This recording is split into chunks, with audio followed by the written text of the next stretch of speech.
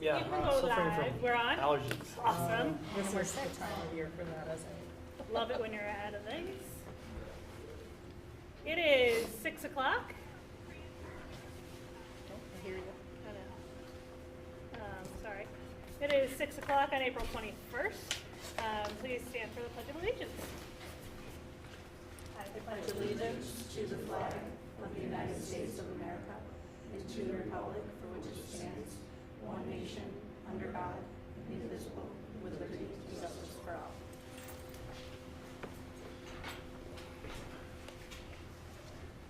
All right. Just gonna settle in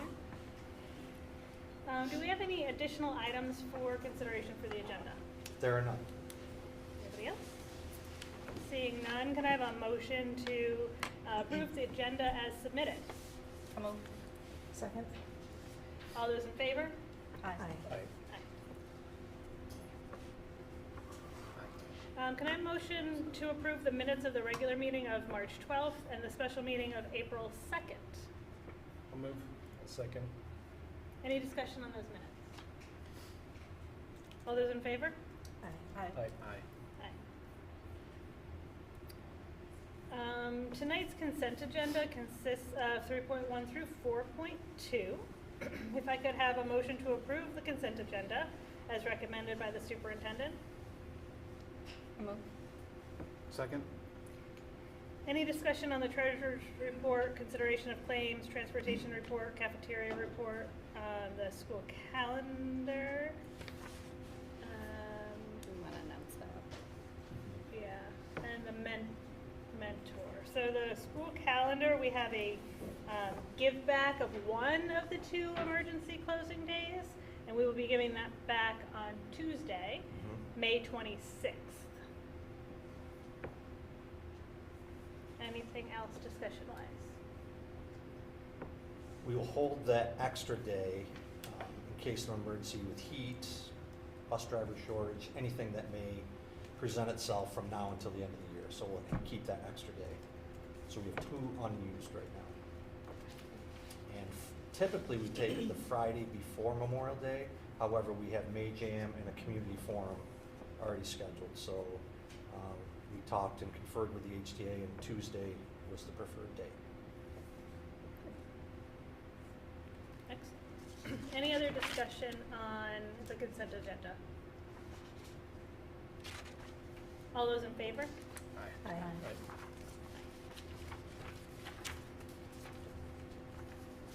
That brings us to our district presentations.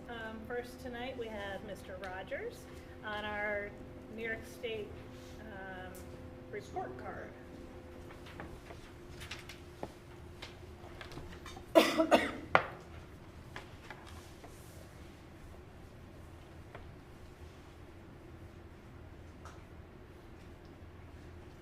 evening, everyone. I have the distinct pleasure of sharing our accountability measures with everyone. And here at Hamilton, it's always, since I've been here, it's been incredibly good news. So our state report card from last year is now been made public. We've known about this data for a little while, but I just wanted to share with you some of the highlights. So just as a reminder, state report card measures 3 things primarily. Student learning, which of course is our performance on state assessments. Growth, which is they want to see students doing better over time. And then readiness for life after high school, which is post-secondary readiness, things like AP courses, college and career readiness, and of course graduation rates. So they use something called the performance index, which is a kind of a convoluted mathematical formula. The main thing to note is that, so they've taken what used to be the 4-point scale, and they've now they give partial credit for certain things. But if you got a perfect score, you would get 250 points in the performance index. And then the state over time is changing what they consider to be their scores for meeting expectations. They publish these for us, and you can see that in all of the markers we are in the green exceeding expectations the state sets out for us. And you can see our secondary science number and our secondary ELA number are very, very good. Sort of blowing expectations out of the water.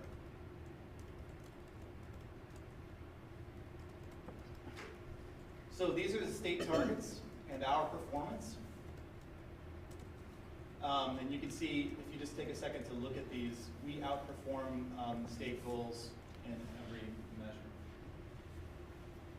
sometimes by a wide margin. You can stop me anytime if you have any questions. Student growth. So this is an interesting spot.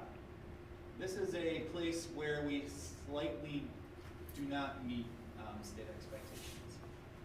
And the reason for that is that we don't have as far to grow as our contemporaries, if that makes sense. We're doing well enough. Our students are growing. Our growth rate is 46.4. State average is 50, but we don't have as far to grow across the board, so our growth is a little bit less than 50. Certainly it's nothing to worry about. Our students are growing, just not at the rate as the rest of the state, because our scores are already. Does that make sense to everybody? What's this growth based on? Growth in what? So they track, it's mostly, the growth score is mostly the 5th through 8 testing. So they keep So from track year of to the year. student scores year over year, then they compare them with those same students from other districts, how they're growing. And it's just a percentage. You can see, and we'll discuss this a little bit later too, that we do have a little bit of a gap between the performance of all of our students altogether and our subgroups, students with disabilities and economically disadvantaged students. I think I mentioned this last year as well. This is an area where we continue to try to create targeted interventions to help these subgroups. Now, I have used some of my artificial intelligent friends to make some of these infographics. Some of them are a little heavy-handed, but I think that you get the idea. This is another spot where we could improve, and this is participation rates in the state assessments. The state wants 95% participation. I don't know. Ours is 88, 89 if you round up. We're very, very close. Ms. Thomas assures me that we're going to get to 95 sooner or later. But that's really, I don't know. I think it would be nice for us to get to 95% because I think we get a truer account of how we're doing. There might be some students who aren't taking this test who we might want to have data on. But all we can do is encourage them to take the exams. So this is just the number of students that then opt out of taking these tests? Yes. So, yeah, the difference between 188, all those students opted out of the exam.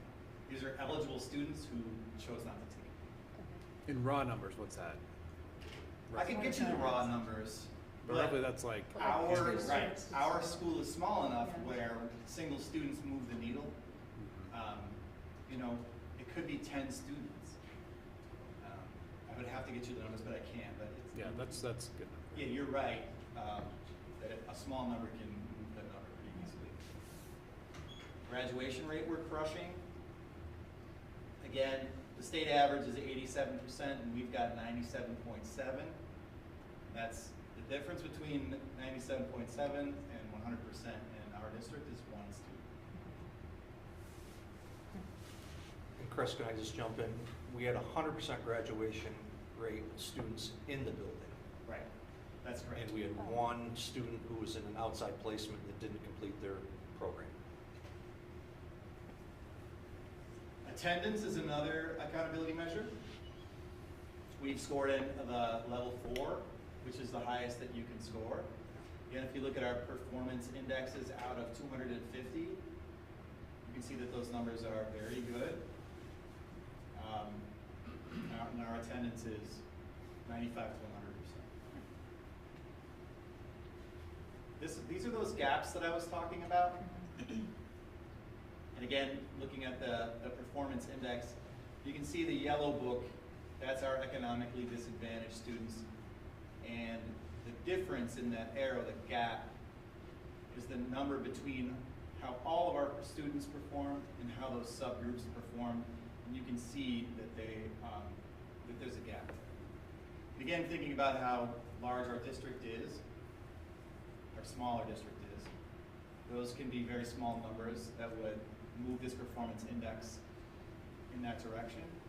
But I do want, because all of our performance indicators are so good, I think that it's important for us to focus on places where we can improve. And I want to continue to target these subgroups. I don't love this infographic. Have those gaps kind of been there over the past? Yes. Is it changing They've been at all? there a very long time, and I work very closely with Amy Combs from the RIC.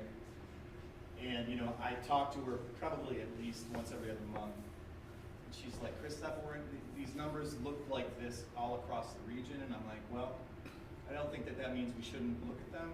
We've got to continue to think outside the box. But yes, these numbers we're actually better than a lot of other places in terms of the difference between how all of our students do and how our subgroups do. Chris, I don't want to get too far into your presentation, but can you talk about also what the school's doing to bridge some of these gaps? Sure, and you guys can jump in if you want to too. We've got a pretty robust MTSS system in place where we identify students who we think would have these gaps. It's obviously pretty easy for us to identify students with disabilities. It's a little bit trickier to identify students that are economically disadvantaged. But in a nutshell, we put them in the MTSS system, which is a system. Yeah, to that. Go ahead, sure. So I'm not sure how impressed you guys are with this, but we did, like a year and a half, 2 years ago, we greatly modified our MTSS system. We run our MTSS meetings. Maybe I should backtrack a little bit. What is MTSS? So MTSS is a catch-all for anyone who's struggling in school. It's students with IEPs, it's students with 504, it's students without either a 504 or an IEP. It's anyone who's not doing well in school, in any area, social, emotionally, academically. We've held, it was in my report that I gave for this month, we've held 130 MTSS meetings in schools this year. In an MTSS meeting, it happens during the day. We bring the family in, we bring the student in if it's appropriate, for grades, teachers of the subject areas that the students are struggling, and all the members of the SEL and academic MTSS teams, so reading teachers, math teachers if needed, social emotional learning instructors, counselors, whoever is important to help that student to succeed. We bring them in, we hold like an hour-long meeting during the day. We probably run 3 or 4 of those a day on a regular basis. And we strategize about what the student needs to succeed. And we all get together.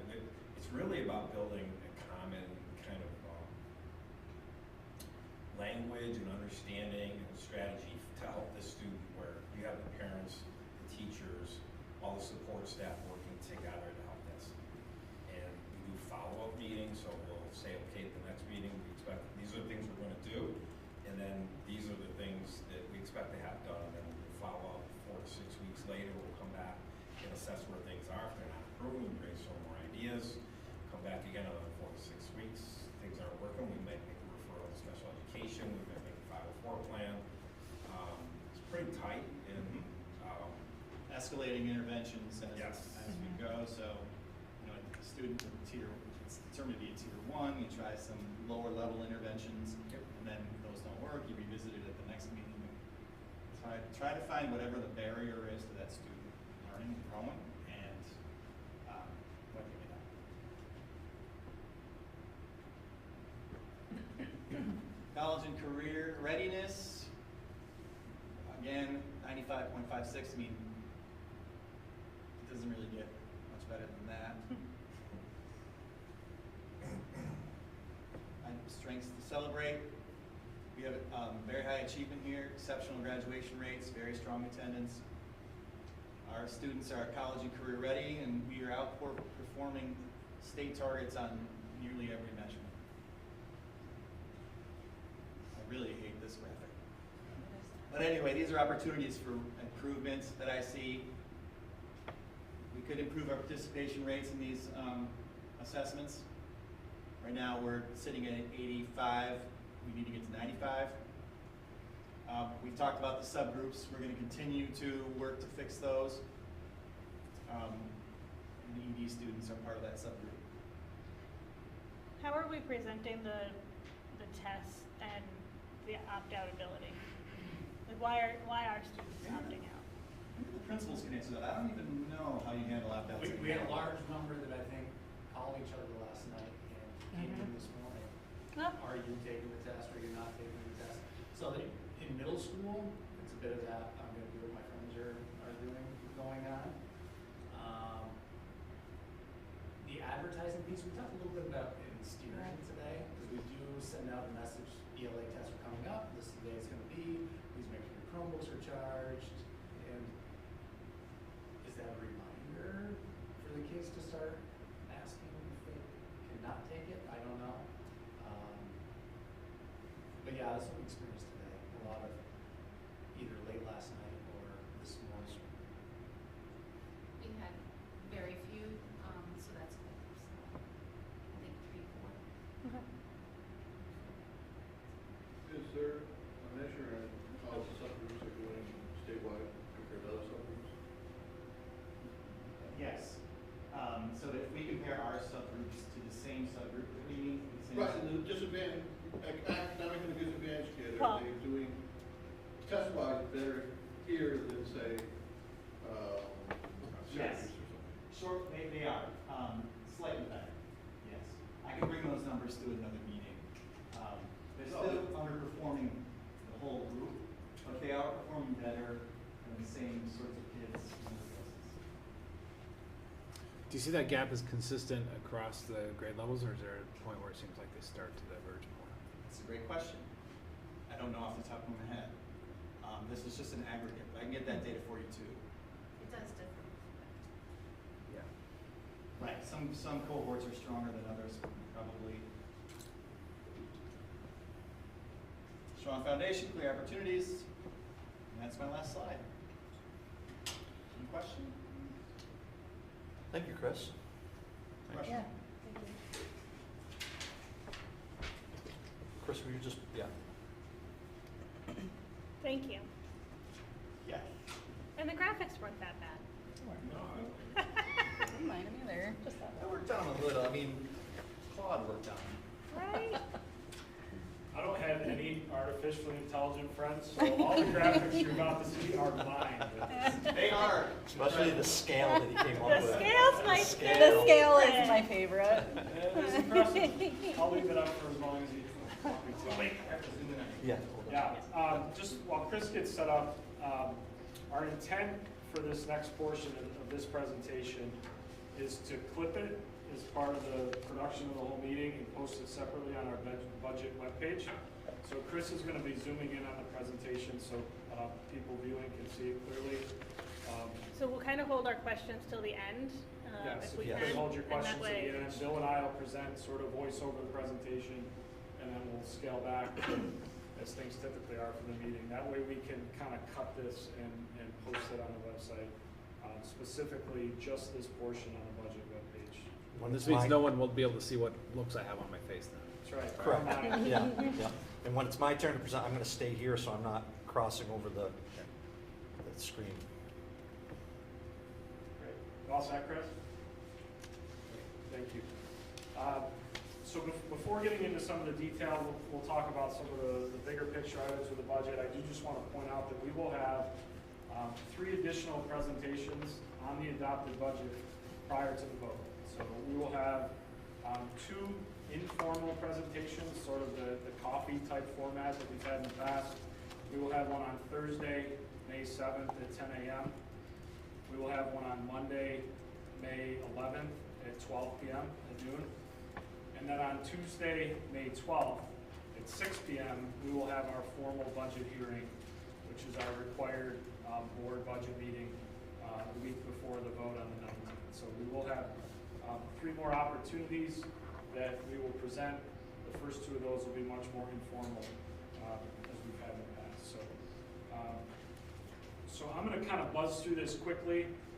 This is the information that sort of backs up what is being proposed and brought forth to you as the board for adoption for the 2026-2027 budget. Before getting into the numbers, I just want to say that this budget, we're very proud and we're very happy to say that it's not cutting any programs or any offerings. It's not cutting any people's positions. Nobody's being laid off. Nobody's losing a job. We did have, we know of 4 staff members at the end of June that will be leaving us. 3, not counting our superintendent. I guess we have 5. We have 4 others. We have 3 instructional positions and 1 support staff position. One of those instructional positions will be replaced. 2 of them will not, and the support staff position will not. Those will be absorbed through attrition, which will recognize a significant savings for us. And Bill will talk about those in more detail at the end. So the budget that's being brought to you for recommendation for adoption is a 1.05% increase over the current year 25-26 budget, with a tax levy increase, which is our allowable tax levy increase of 2.26%. So that is tax cap compliant. That will require a simple majority vote. At first glance, you might look at that and think, why would we need a 2.25% tax levy increase for only a 1% increase in spending? Well, there's a couple reasons. First and foremost is we continue to sort of wean ourselves off and scale back the amount of reserve funds that we're using.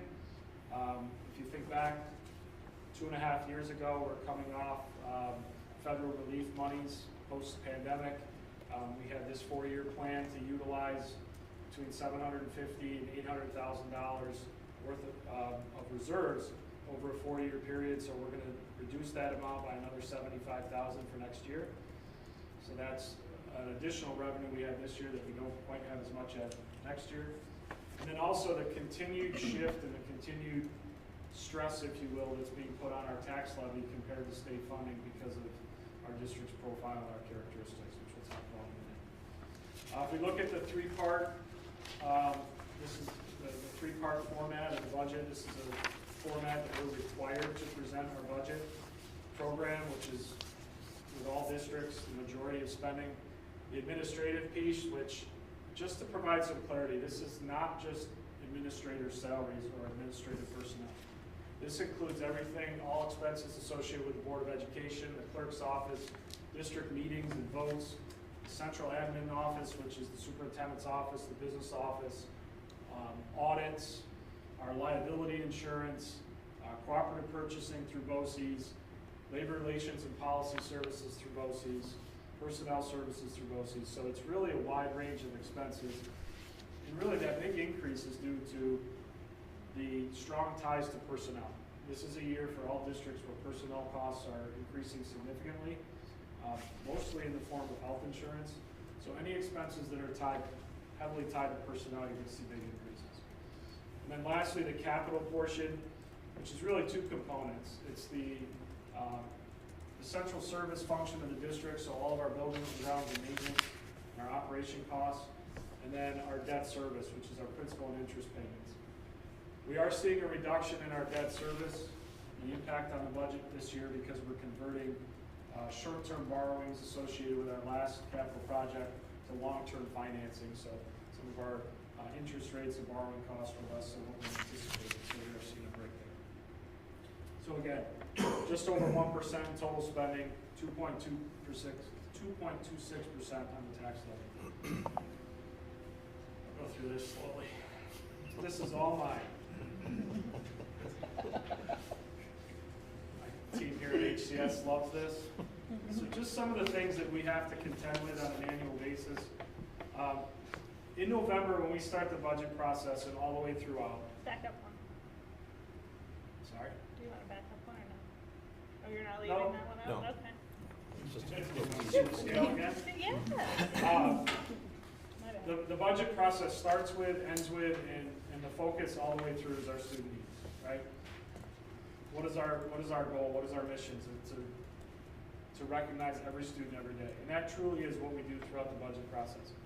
Kevin's gonna talk shortly about trends and changes in our student needs, so I don't need to get into a lot of detail on that.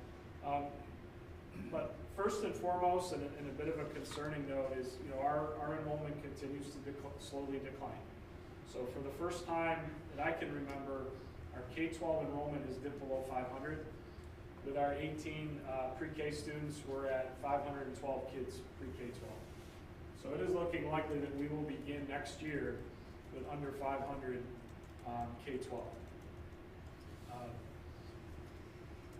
However, with that declining enrollment, we've seen an increase in the number of our students that either have an individualized education plan through the CSE or are receiving some sort of accommodation under IDEA in the form of a 504 plan. That results in additional staffing and additional services. We are currently in that 33 to 35% range of our total population as either having an IEP or receiving accommodations through a 504 plan. That's not unique to Hamilton. And I know Kevin's going to talk more about this, so I'm going to pass on it. But this is typical. This is what we're seeing both in the region and across New York State. So we do have more students with needs. We also have more students taking AP classes than we've ever had. We have 8 AP offerings in our high school currently, with 139 students enrolled in those classes. Those are not unique individuals. We have students that take more than one. But when you look at that, it's really quite remarkable that we're able to do that for such a small school. And that we're able to achieve, as Chris pointed out, such a high rate. It's remarkable. It's a testament to the work that you do, that all these people do, our faculty and staff do, and to our kids. But it does make it hard when it comes to building a budget. Like any other employer, we do have contractual obligations. 70% of all of our expenses are personnel costs. Okay? This is the year of health insurance. We're in better shape than most. We're part of a consortium. Our premium increases went up 7% for next year. But to give you some context, 7% on our health insurance line in the budget for our active and retirees, active employees and retirees, equates to about $225,000, which is more than the 2.25% of our tax levy increase. So when you think about that, the allowable increase to our tax levy this year isn't enough to cover the budgeted item for health insurance premium increases. Okay, so again, it just demonstrates the challenge of all the moving parts and how to make this work. Again, as homeowners, we know what's happening with utilities and maintenance costs. Everything's going up. All contractual services are going up. Every time we have to pick up the phone for somebody to do something for us, it's more expensive. Through February of this year, our utility costs were 23% higher than they were through February of last year. It shouldn't come as a surprise that everybody's feeling that pinch. But basically everything, the cost of doing business, the cost of operating, regardless of small fluctuations in enrollment, continue to increase. So those are kind of the 3 things on the expense side, and then briefly 2 things on the enrollment, or on the revenue side. We've talked about this at length. We really have 2 primary sources of revenue: foundation aid from New York State and the tax levy. The executive budget proposal that was released in January would see us receive a 1% increase in foundation aid, or our basic operating aid, which equates to about $39,000. Each of the one-house proposals from the Senate and the Assembly would call for a 2% increase for us. So an additional $39,000. We budgeted 2%. If we get 1, we'll deal with it. Fortunately for us, this isn't that big of a deal as it is for other districts, because we're more heavily reliant on our tax levy. Most of our neighboring districts are the inverse. So roughly 2/3 of their budget is funded through state aid, 1/3 through the tax levy. So 1% of foundation aid for them is a lot more significant than it is for us. Okay? The state budget's not finalized. This is the 7th straight year that the budget is late. It doesn't affect our timeline. Full speed ahead for us. We still have to complete our budgets and get ready for our vote on the third Tuesday of May. So it's a hard way to have to do things, but again, we're fortunate because we're not as dependent on foundation aid. Quickly, two things that are in the executive budget proposal and that we expect could be tied into the ultimately the adopted budget that have no impact on 26-27 budget is a universal pre-K mandate, which would require all districts to provide pre-K for 4-year-olds beginning in 28-29. We're all for this. Similar to the next item, I think it's well-intentioned, but it to date has not been well thought out. It's going to happen. We're all for it. We'll do what we can to get there, but there's a lot to come on that. And then lastly, electric school buses. Just recently, just within the last day or two, I believe, there has been some legislation introduced that would ease some of the mandates as part of the budget development talks. In the single house budget proposals, there were no changes to any of the dates of the mandates. However, there were some proposals calling for additional funding to help with infrastructure upgrades that are needed. So again, we're slowly moving through this process, preparing as we need to. We'll see what happens as things continue to change. And then lastly, the tax levy. We know, we get feedback. We know that this community has expressed to us that they are feeling taxed, right? Both literally and figuratively. It's hard to believe we're going to enter our 15th year now with the tax caps. We've been through this 15 times. Here at HCS, we've had 2 years where we asked for an override. Last year, as you know, 9.2%. I believe it was 14.15 was the other one. It was a bit of an anomaly. Our calculated increase was actually negative. So it's a bit of an anomaly, but last year we had the significant override. There is an increased risk involved, I would say, and based on the feedback that we've gotten, this is the only chance people have to vote no on their tax liability, if you will. The other taxing entities, the other taxing municipalities do not have a public vote. So we've heard that feedback after last year's vote through the capital project votes. So we are certainly cognizant of this and we have to be aware of this. But I'd like to point out, if you think back to that first slide when I mentioned the shift and the dependency on the tax levy. In the tax cap era, which is, again, 15 years since 11-12, the total spending at HCS has increased 43.68% with an average annual increase of roughly 2.5%. And that includes debt service for capital project, and it includes all of our programs. During that same time, our foundation aid through New York State has only increased a little over 30%, or on average 1.7% per year. So if you look at that, foundation aid increases are not enough to keep pace with the expenditures. So subsequently what happens, we have to increase the tax levy at a greater rate. During those 15 years, the total tax levy's gone up 60.83%, an average annual increase of 3.22%. It's what's been necessary to balance the budget. Even with a 9.2% increase last year and an override 10 years or so ago, I can stand here and say pretty confidently, pretty emphatically, I think that these numbers are very reasonable. I think it shows that we've been diligent, that we've been respectful, we've listened to people while understanding the burden that's been placed on our taxpayers. But we do know that there is that increased burden. So this is always something that we're cognizant of. So with that, is that it, Bill, for me? Bill's going to talk briefly about the staffing and the programming, specifically with the 3 positions that I've talked about, and then either one of us can take questions at the end. Thanks, Matt. Yep. I want to circle back to when Matt started his presentation. He alluded to the districts in this area and across the state that are eliminating positions and people are losing their jobs. They're in the numbers of 70, 50s, 20s. Like, there's a significant amount of staff that are losing their jobs because of the budget process. And I'm happy to say because of the culture we have here and the flexibility and the collaborative nature we have here, no one's losing their job. We have 3 positions that we can absorb through attrition because people are willing to be flexible. And we have a retirement in our ELA department. We have a very talented, eager, dual certified staff member that is willing to be half-time ELA and half-time art and not lose any student offerings.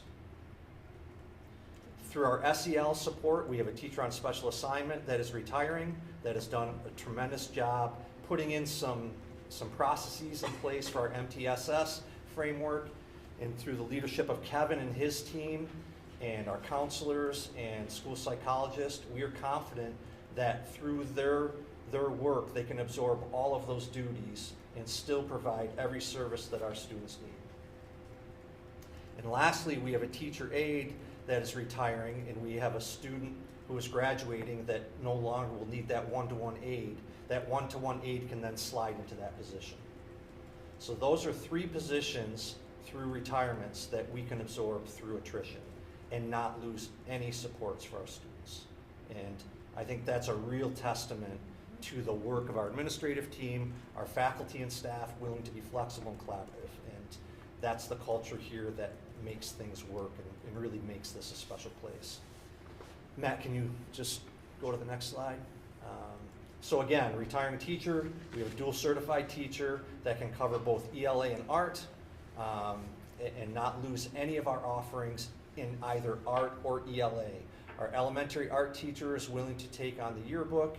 We have a social studies teacher who is willing to take on a journalism class. He was heavily involved in journalism and the EP when he was in school and is really eager to take on that responsibility, that elective. Next, Matt. So no reduction in course offerings. Every existing ELA and art section will remain available to students. We'll be able to maintain diverse programming, support student choice and engagement, preserve staffing stability, and achieve a cost savings through attrition. The SEL support, the framework that Kevin and his team and the good work of the teacher that is on special assignment putting those processes in place, again, those supports and that MTSS structure that Kevin alluded to earlier are going to remain in place. We'll be able to staff the SEL room. It will look a little different. It'll be staffed by an aide, but we'll be able to have that room open and available for students to take advantage of. And our director of PPS, SEL room, CSE chair, school psychologist, SEL staff, school counselor. It'll be a collaborative effort, team effort to continue to support students through social emotional learning. Again, all programming is preserved, student supports remain strong, and a really fiscally responsible approach to replacing that position.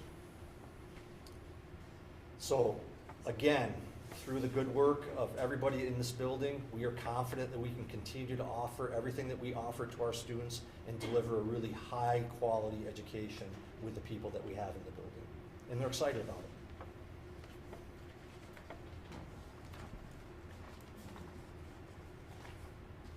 Thank you for this presentation, for taking the time to do the budget copies that we have had, for planning a couple extra sessions for people now that they've had the chance to see this or will on our website. And I'll move it to the board. Do we have any specific questions we'd like to ask at this time while Matt is still at the podium? Matt, I'm just curious with, obviously the way the vote went for Proposition 2, there are some immediate needs, especially with our bus garage. Can you talk about that a little bit? Because obviously now that funding needs to come out of our general fund. Sure, yeah, I can talk about it, but it will be a little bit. There really was nothing additional planned in the budget process for 26-27 for the bus garage. But you're right, there will be costs associated with the bus garage to keep it standing, functioning, and open, and meet codes, right? So we are going to be spending some money this year. It will hopefully ease some of the burden next year, but yeah, there will be recurring maintenance costs in all likelihood.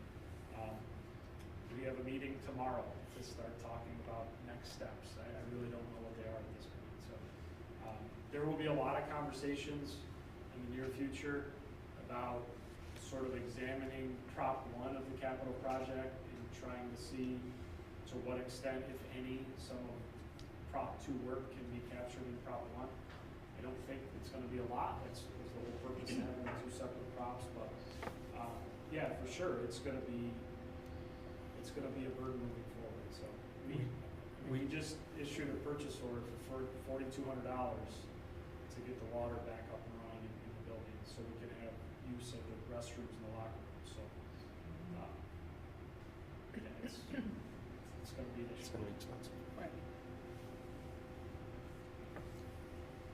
Anything else from the board for Matt at the time? I don't have any questions, but I think this is a great presentation. I hope that we can make sure to get as many people as possible to see it, and I'm glad that this information is there. I think you've done a great job of explaining how the programs are going to be covered and how this is going to work well, and I think sometimes it is hard for people to look at just our school and see what it's doing, and I think the wider context of how many people are, how other schools are dealing with things right now, and how much more drastic the changes are, is really helpful for people to put it in context. So, thank you. You're welcome. Thank you. That does bring us to our first community participation section of the meeting. Please remember our policy. It is a limit to 5 minutes. If you would like to speak, please come forward to the podium, and I'll open the floor. So we really need to come forward, Michelle? If you, yeah, Well, no. might as well. I don't know if it's appropriate, but I mean, we just heard from the coffee the other day, Bill and Matt, I've had a chance to think of it. You keep saying we have the same level of coverage, but we're 3 people less, which is 120 hours a week type of thing. There has to be a give somewhere, either less students needing art per se, so you can go to a half day instead of a full day art teacher. I mean, I just don't see how we can have the same level of coverage with 3 less people. I mean, there's something that has to give between the two. Why do we need those 3 people if we can cover it with what we got now? I mean, per se. Just the basic, to me, is like. We looked at some efficiencies. We looked at the way we are scheduling. We're doing some things differently. We're becoming more efficient, and we're able to do that. Okay. I mean, and we have, and again, I'm not on the instructional side of this, but based on the conversation, we have graduated seniors. You look at what they're taking, and then you look at rising 6th graders, rising 7th graders, rising 9th graders. They're not all the same. So literally, when we say every student every day, when we look at these offerings and we try to meet the needs, this doesn't mean that this is what it's going to look like in 27, 28. No, I understand, but I think a part of the budget process, if you told us that the needs are slightly changed and with the efficiencies that Bill's talking about, makes it so we can absorb those 3 losses without really hurting the project, or the programs and stuff. I understand where it's coming. I just, it's like, how did it come about, what?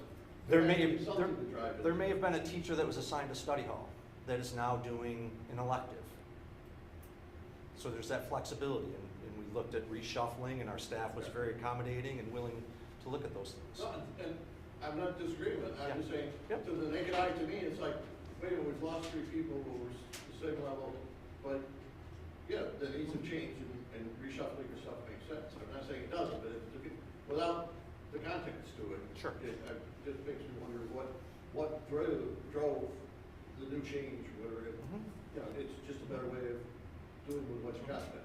And we are, let's be honest, we are asking people to do more. We are. And we are fully aware of that, and we appreciate their willingness to do that. But we are asking them to do more. But that graduation of the 1-to-1 student, that's the full position. Correct. In itself. So that Yes. is, so it's really more like two positions are being absorbed. Anybody else to the podium? All right, then we'll wait for the next community participation later. That brings us to new business. Personnel, we have some appointments. I need a motion to approve the addition of Thomas BOE and William Stewart to the to the substitute teacher list, and Amanda Miller to the substitute bus driver list, as submitted and recommended by the administrative team and superintendent. I'll move. I'll second. Discussion would be an executive session. All those in favor? Aye. Aye. I need a motion to approve the 4-year probationary appointment of Clarissa Prohaska, as a music teacher in the tenure area of music, effective September 1, 2026, through August 31st, 2030, as recommended by the elementary principal, secondary principal, and superintendent. I'll move. Second. Discussion would be an executive session. All those in favor? Aye. Aye. Need a motion to approve the recommendation of the committees on special education and preschool special education. I'll move. Second. Discussion would be an executive session. All those in favor? Aye. Aye. I need a motion to accept the following monetary donation with sincere appreciation and to increase the budget by these amounts as recommended by the business manager and superintendent. I'll move. I'll second. Thank you to the First Baptist Church Deacons Fund. Thank you. Other discussion? All those in favor? Aye. Aye.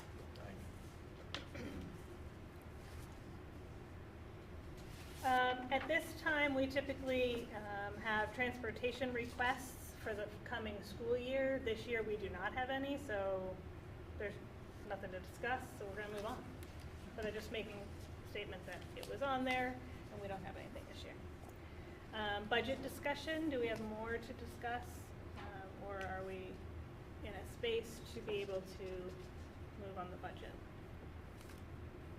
Thoughts? I just have to say that I am really proud of the school doing what they can to be able to keep this tax cap compliant.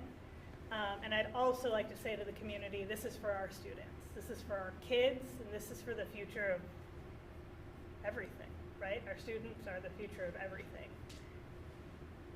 This budget matters, and I know that our taxes are bad, but this budget matters, and so I urge everybody to really, really, really think about the kids when they're voting.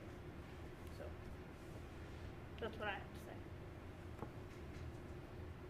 I just want to reiterate too, like, thank you to the school, thank you to our faculty and staff for their flexibility and their willingness. Again, it is for our kids, and I think that we're all feeling it internally and externally, and we do appreciate the support, and our kids are our future. With that, can I have a motion to adopt the 26-27 proposed budget with the expenditure plan not to exceed $16,844,349, which includes all projected BOCES services as well. I'll move. A second. We already had discussion, but anybody discussion? All those in favor? Aye. Aye. I need a motion to approve the 26-27 property tax report card as provided and recommended by the business manager and superintendent. A move. Second. Discussion? All those in favor? Aye. I need this is a recommended action. I have to read it all, so here we go. Resolve the Hamilton Central School District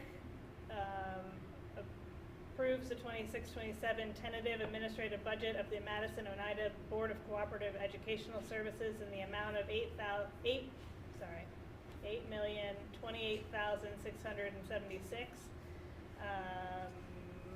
and shall so allocate the contingent expenses its share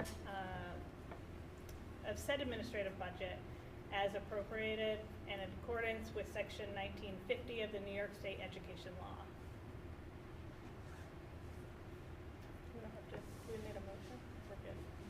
We need a motion. Mhm. So I need a motion for that. A second.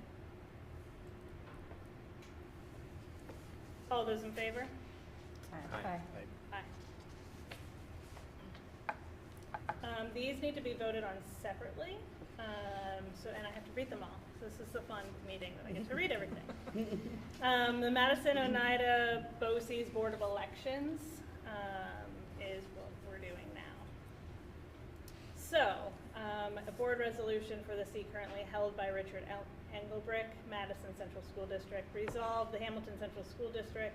I need a motion to resolve the Hamilton Central School District of the Board of Education authorizes the clerk to submit and certify its ballots in the name of Richard Engelbrick of the Madison School District to serve as a member on the MO BOCES as sole proprietor, services of the sole supervisory district of Madison and Oneida counties, and for the term of July 1, 26 through June 30th, 29.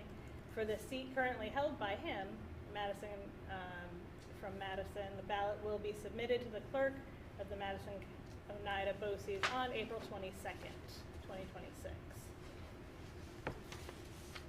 Move. Second? Discussion?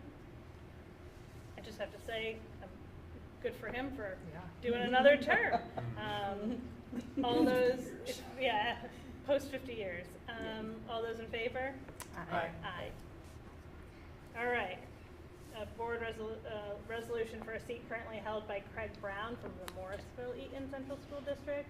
In motion, the Hamilton Central School District Board of Education authorizes the clerk to submit and certify its ballot in the name of Craig Brown of the Morrisville Eaton Central School District to serve as a member of the Madison Oneida Board of Cooperative Education Services of the sole supervisory district of Madison and Oneida counties for the term of July 1, 2026 through June 30, 2029. For the seat currently held by him.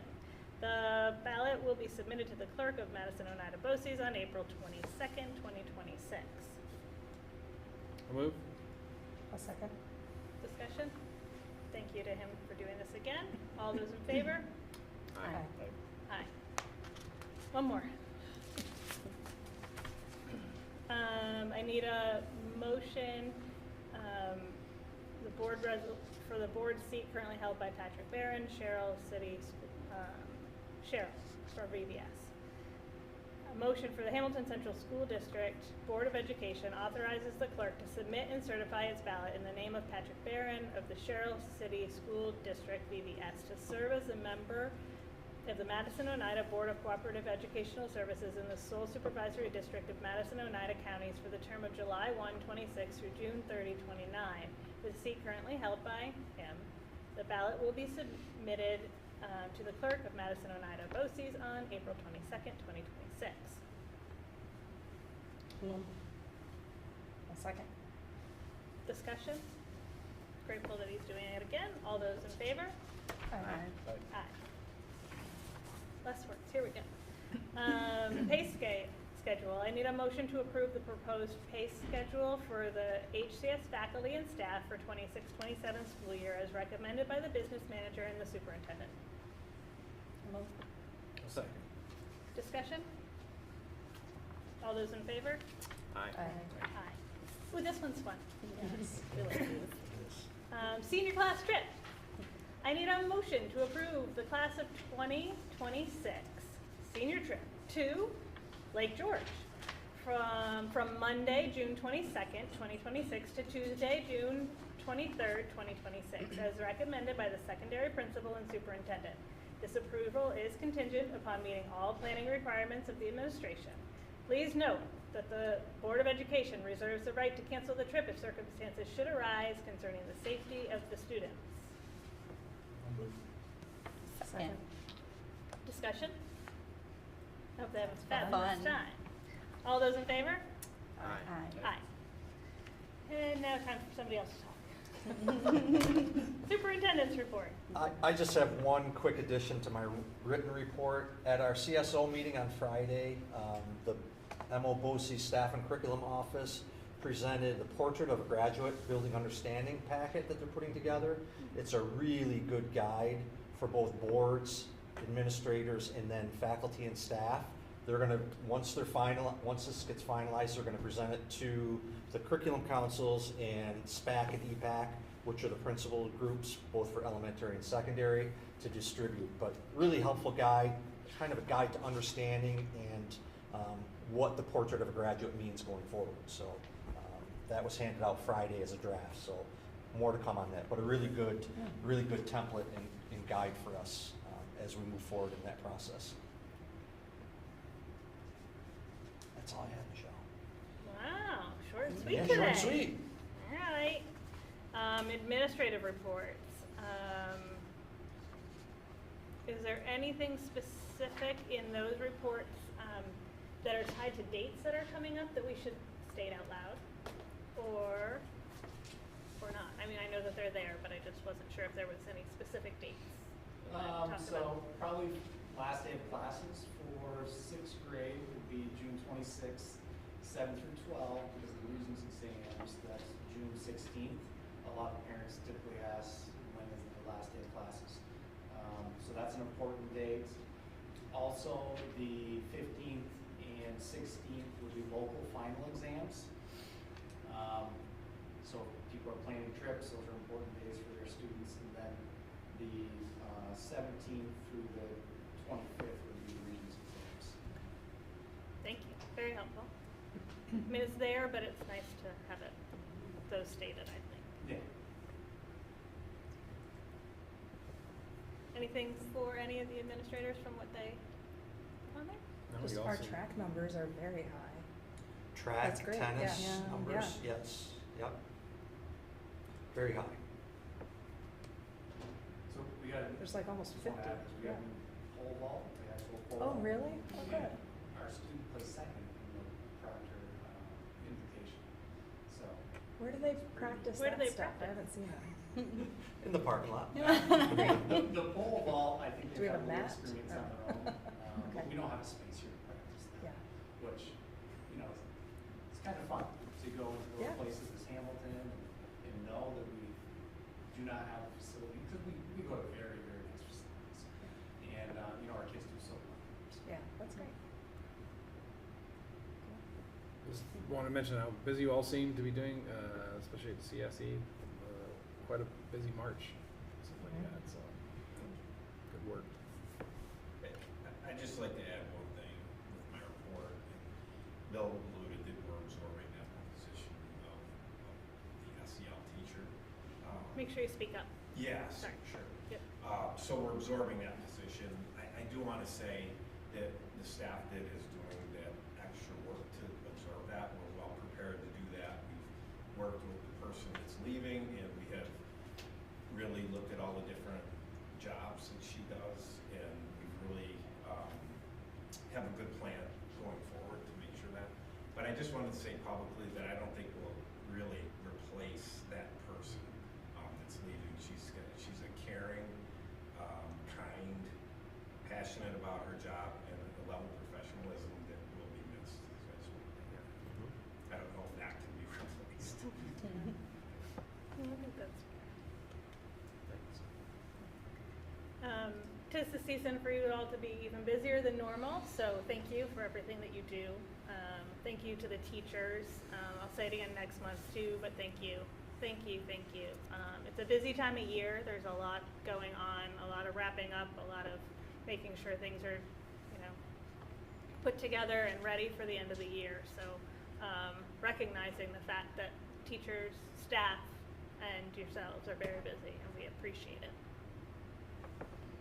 Thank you. Business manager report? Oh, look at that. Did you see it?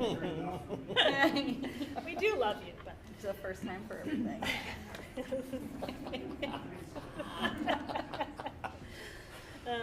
So we're on to the knowledge sharing. Elementary, secondary, inclusivity, and policy committees. Just look down the table and we'll start with Amanda. Yes. Elementary steering committee, we discussed our first community cafe that we got really good feedback about. And our second community cafe is coming up on April 30th. It is dinner from Ray Brothers, and it's from 5:30 to 7. It's the topic is growing strong together, supporting your child's social and emotional development. So that should be interesting.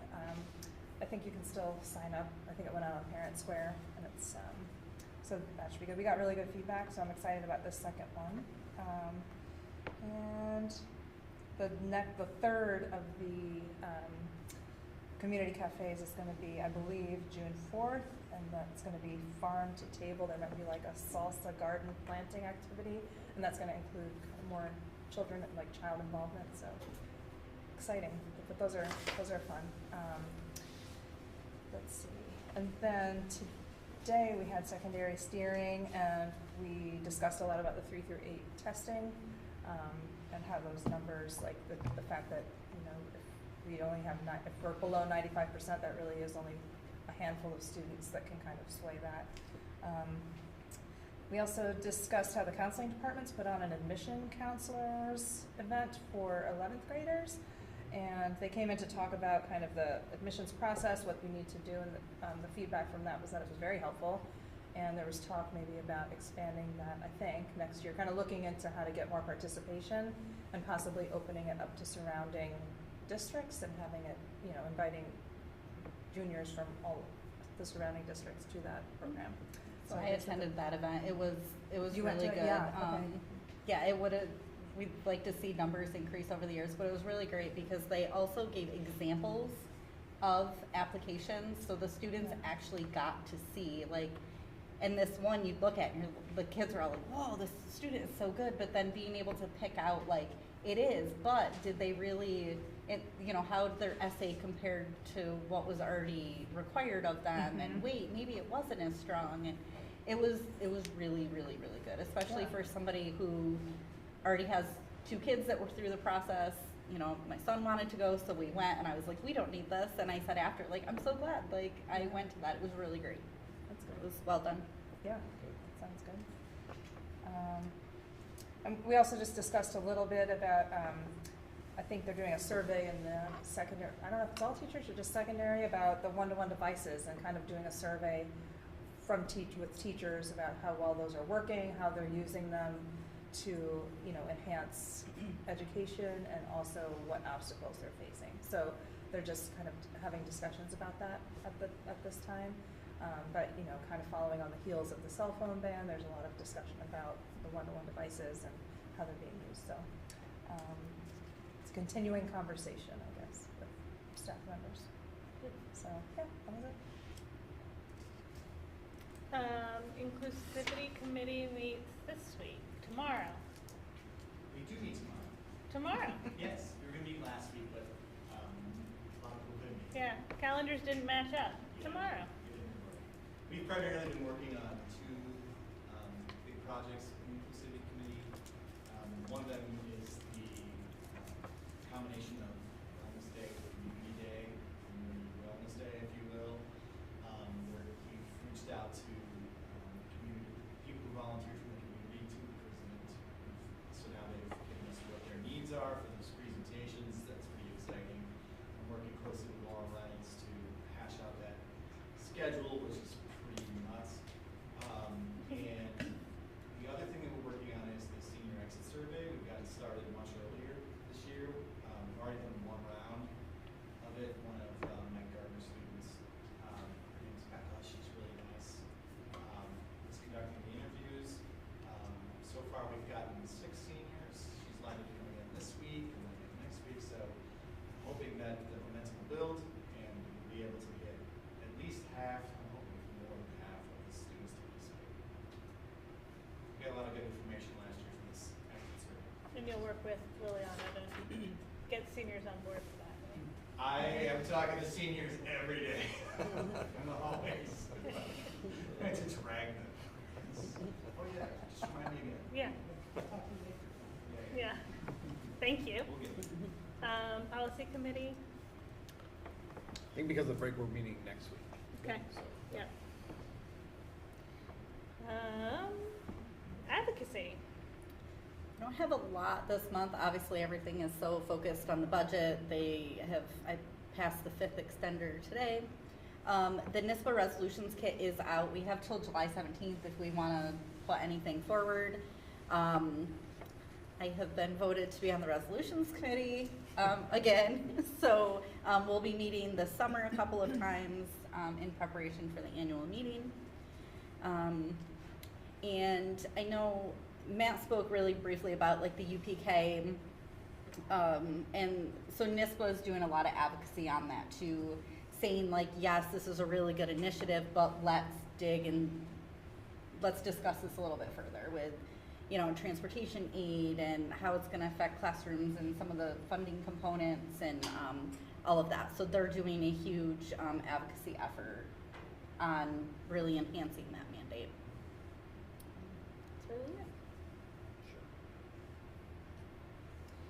Brings us to board discussion, and I'd like to take this moment to pause for a second and let everybody know that Bill has, in this time, we're working at a lot of different things, but Bill has received 2 really, really amazing honors. SBI has given him the Distinguished Service Award, and there will be a dinner in a couple of weeks where he'll receive that award, along with a few others that are retiring and that have other reasons for receiving that award, but we're really, really proud of you. Thank you. And really excited that they're recognizing the work that you do. And then the Hall of Honor has also given him the great honor of putting him in the Hamilton Hall of Honor for the work and the time and commitment that he's given this community through the years, and so that's really exciting as well. So I just wanted to Thank you very much. I'm say that now. very honored and humbled. So thank you.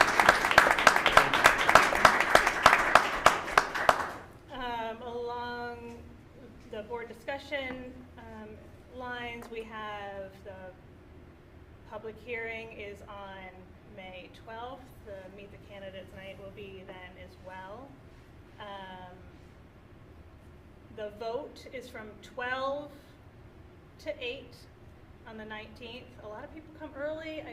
We don't do the vote in the morning. It's from 12 to 8 in the bus garage on the 19th. The budget newsletter is being worked on. It will be sent out to all the people, I hope, shortly, and should be getting that in the beginning of May. I think those are all of the things. Am I missing anything that I didn't ask you guys about?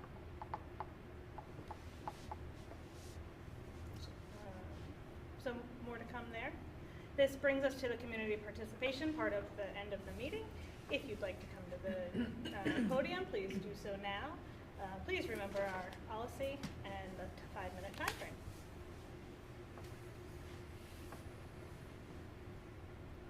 And I see no comments online,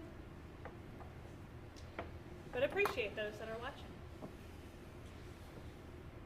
Seeing nobody move, we will move to executive session. There will be no voting tonight after that, so we will not go back online.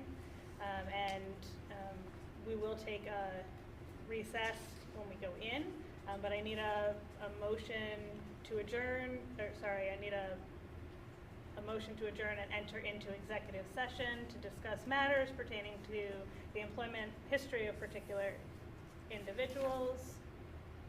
Yes. I'll move. Second.